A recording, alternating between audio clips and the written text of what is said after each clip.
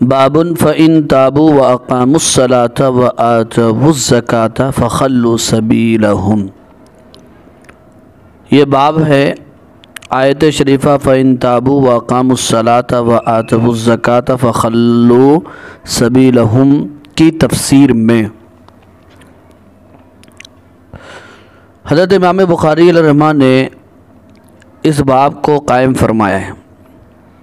یہاں لفظ باب کا تعلق آیت کریمہ کے ساتھ ذرا واضح نہیں ہے، لہٰذا بعض حضرات نے باب کو ساکن پڑھا ہے اور اس میں کئی احتمالات بیان کیے گئے ہیں۔ یا تو ساکن پڑھیں باب فإن تابو، یا تنوین کے ساتھ پڑھیں بابن، یا پھر بعد والے کی طرف مضاف کر کے پڑھیں بابو فإن تابو وأقاموا الصلاة۔ یہ تین احتمالات اس میں ہو سکتے ہیں۔ حضرت امام بخاری علیہ الرحمہ نے ترجمۃ الباب میں سورہ توبہ کی آیت ذکر فرمائی ہے فإن تابوا وأقاموا الصلاة وآتوا الزکاة فخلوا سبیلہم۔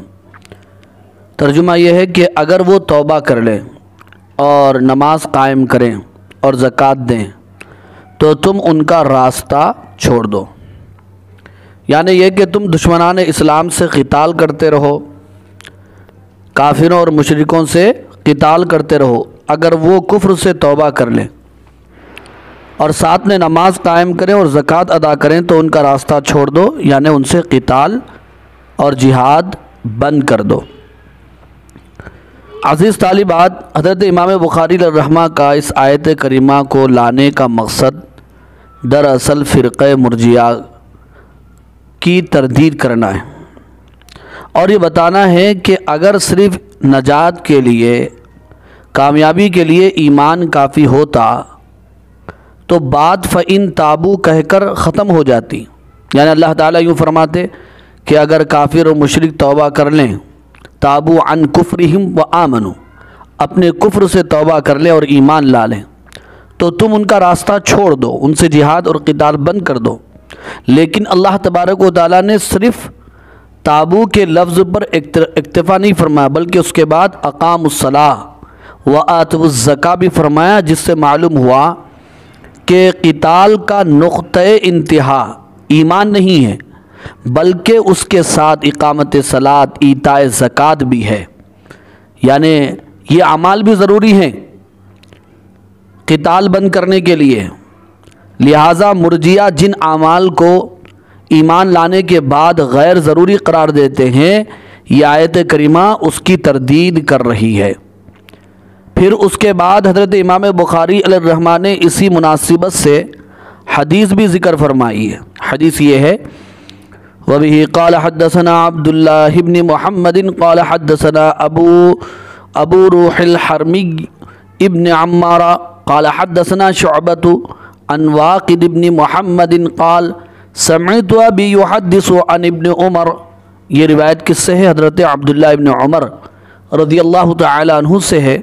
ان رسول اللہ صلی اللہ علیہ وسلم قال، آپ صلی اللہ علیہ وسلم نے ارشاد فرمایا امرت ان اقاتل الناس، مجھے حکم دیا گیا ہے کہ میں لوگوں سے قتال کروں، حتی یشہدوا، یہاں تک کہ لوگ گواہی دیں اس بات کی اللہ الہ الا اللہ، کہ اللہ کے سوا کوئی معبود نہیں، وَأَنَّ مُحَمَّدَ الرَّسُولُ اللَّهِ، اور بے شک محمد صلی اللہ علیہ وسلم اللہ کے رسول ہیں، وَيُقِيمُ الصَّلَاةَ، اور نماز قائم کریں، وَيُؤْتُوا الزَّكَاةَ، اور زکوٰۃ ادا کریں، فَإِذَا فَعَلُوا ذَلِكَ، جب وہ ایسا کریں، یعنی کلمہ پڑھیں، اقامت صلاۃ اور ایتاء زکوٰۃ والا عمل کریں، عَصَمُوا مِنِّي دِمَاءَهُمْ وَأَمْوَالَهُمْ، تو انہوں نے مجھ سے اپنا خون اور اپنا مال محفوظ کر لیا، یعنی اب نہ ان کو ہم قتل کر سکتے ہیں، نہ ان کے مالوں کو مال غنیمت کے طور پر لے سکتے ہیں، الا بحق الاسلامی، مگر حق اسلام کی وجہ سے۔ حق اسلام کی وجہ سے یہ کسی نے کسی کا قتل کر دیا کلمہ پڑھنے کے بعد بھی، نماز پڑھنے کے بعد بھی، زکوٰۃ دینے کے بعد بھی، تو قصاصاً اسے بھی قتل کیا جائے گا۔ یا کسی نے کسی کا مال لے لیا ہے تو بدلے میں اس کا مال بھی اسے دلا دیا جائے گا۔ وَحِسَابُهُمْ عَلَى اللَّهِ، اور ان کا حساب اب اللہ کے اوپر ہے۔ یعنی یہ معاملہ تو دنیا میں ہوگا، لیکن آخرت میں ان کا معاملہ اللہ تعالیٰ کے ساتھ ہے کہ اللہ تعالیٰ ان کے اس عمل کے بدلے میں ان کے ساتھ کیا معاملہ فرمائیں گے۔ دنیا میں تو یہ اصول ہے، بقیہ معاملہ اللہ تعالیٰ کے حوالے ہے۔ حضرت امام بخاری علیہ الرحمہ نے یہ حدیث ترجمۃ الباب میں مذکورہ آیت کریمہ کی تفصیل اور تفسیر کے طور پر ذکر فرمائی ہے۔ آیت میں یہ ذکر ہوا تھا کہ قتال کرتے رہو، جہاد کرتے رہو، لیکن اگر وہ یعنی کفار مشرک توبہ کر لیں اور نماز قائم کریں، زکوٰۃ دیں، تو پھر ان کے راستے کو چھوڑ دو اور ان کو محفوظ کر لو، یعنی ان کے مال کو، ان کی جانوں کو نقصان نہ پہنچاؤ۔ اور یہی حدیث میں بھی کہا گیا ہے جب تک لوگ لا الہ الا اللہ وان محمد رسول اللہ کی شہادت نہ دیں اور نماز اور زکوٰۃ قائم نہ کریں تب تک جو ہے جہاد کرو۔ اگر وہ یہ عمل کر لیں تو ان سے جہاد کرنے کے لیے کوئی ضرورت نہیں ہے۔ اب یہاں پر اس آیت کریمہ میں مزید دو تین باتیں واضح کرنے کی۔ پہلی بات تو یہ ہے کہ حدیث سے بھی فرقہ مرجیہ کا رد ہو رہا ہے، اس لیے کہ آیت میں تو تخلیہ سبیل کے لیے یعنی مشرکوں اور کافروں کا راستہ چھوڑنے کے لیے توبہ اور اعمال کا ساتھ ساتھ ذکر کیا گیا تھا، جس سے ہر دو چیزوں کی ضرورت معلوم ہوئی کہ صرف شہادتین کا اقرار کافی نہیں ہے، بلکہ اقامت صلاۃ اور ایتاء زکوٰۃ کو بھی لازم قرار دیا گیا جو اعمال ہے۔ اور حدیث سے بھی یہ بات معلوم ہو رہی ہے کہ جب تک کلمہ شہادت کے ساتھ اقامت صلاۃ اور ایتاء زکوٰۃ نہیں ہے اس وقت تک ان کا تخلیہ سبیل نہیں ہوگا، ان کا راستہ نہیں چھوڑا جائے گا۔ یہاں پر ایک بات تو یہ ہے کہ توبہ بھی ضروری ہے یا نہیں کہ صرف اقرار شہادتین کافی ہے نجات کے لیے؟ تو حضرت امام احمد بن حنبل رحمۃ اللہ علیہ کے نزدیک شہادت سے پہلے، کلمہ پڑھنے سے پہلے کافر کو توبہ بھی کرنا ضروری ہے اور اس کے بعد شہادتین کا اقرار ہو۔ لیکن جمہور کا فیصلہ یہ ہے کہ کوئی بھی اگر اخلاص کے ساتھ کلمہ پڑھ لیتا ہے تو وہ اخلاص کے ساتھ پڑھنا ہی اس کے لیے توبہ ہے اور اس کے لیے کافی ہے۔ لیکن وہ اقرار شہادتین سے پہلے، کلمے سے پہلے توبہ بھی کر لے تو بہت اچھی بات ہے۔ اور اسی طرح ایک بات یہاں پر یہ بھی ہے کہ ترک قتال کے لیے یہاں پر صرف جو ہے اقرار شہادتین اور اقامت صلاۃ اور ایتاء زکوٰۃ کا بیان ہے کہ جب تک لوگ کلمہ نہ پڑھ لیں اور تو اس وقت ان سے قتال کیا جائے گا۔ لیکن ترتیب کیا ہے؟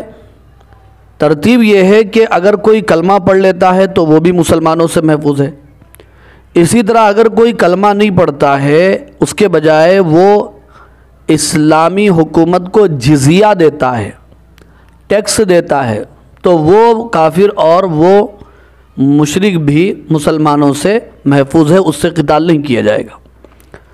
لیکن یہاں پر اس کا ذکر نہیں ہے، جزیے کا ذکر اس حدیث میں نہیں ہے، وہ قرآن مجید کی آیت میں آیا ہے حتی یعطوا الجزیہ وہم صاغرون الا علی قوم بینکم وبینہم میثاق، وہاں پر جزیے کا ذکر ہے۔ اس لیے شارحین نے فرمایا کہ جزیے والی آیت اس حدیث کے لیے ناسخ ہوگی، یا پھر یہ بھی جواب دیا گیا ہے کہ اس حدیث میں جو جن کافروں سے، مشرکوں سے لڑنے کی بات آئی ہے ان اور جزیے کی بات نہیں آئی ہے، یہ صرف مکہ کے سرزمین پر رہنے والے کافروں اور دشمنوں سے یہ بات کہی گئی ہے، اس لیے کہ وہاں پر سوائے کلمہ پڑھنے کے اور اسلام قبول کرنے کی کوئی چارہ نہیں ہے۔ کوئی جزیہ دے کر حدود حرم میں تو نہیں رہ سکتا، مکے کی سرزمین پر تو نہیں رہ سکتا۔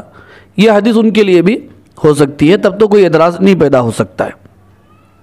اب یہاں پر ایک مسئلہ یہ بھی ہے کہ اس میں یہ کہا گیا کہ کوئی نماز نہ پڑھے تو ان سے بھی قتال کرو، تو مسئلہ کیا ہے؟ اس سلسلے میں علماء ائمہ کے درمیان اختلاف ہے۔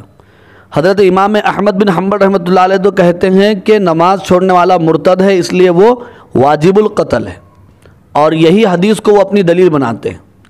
لیکن ائمہ ثلاثہ نماز چھوڑنے والے کو، عمدن نماز چھوڑنے والے کو، جان بوجھ کر نماز چھوڑنے والے کو کافر تو نہیں کہتے، البتہ کہتے ہیں کہ حدن اس کو جو ہے قتل کر دیا جائے گا۔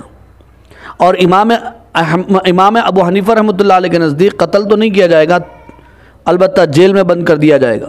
حاکم وقت اپنی ثواب دید پر بے نمازی اور عمدن تارک صلاۃ کو جو چاہے وہ سزا دے سکتا ہے، لیکن قتل کی سزا احناف کے نزدیک نہیں ہے۔ البتہ یہ روایت کو وہ لوگ دلیل بنا سکتے ہیں کہ اس میں تو ہے کہ قتال کریں جب تک نماز نہ پڑھیں، تو معلوم ہونا چاہیے کہ قتال اور قتل میں فرق ہے۔ یہاں قتال کا حکم ہے، میں لڑائی کروں گا، اللہ کے نبی نے فرمایا قتال کروں گا، ان کو قتل کروں گا نہیں فرمایا، اس لیے دونوں میں فرق ہے۔ اس بات کو آپ جو ہے ملحوظ رکھیں۔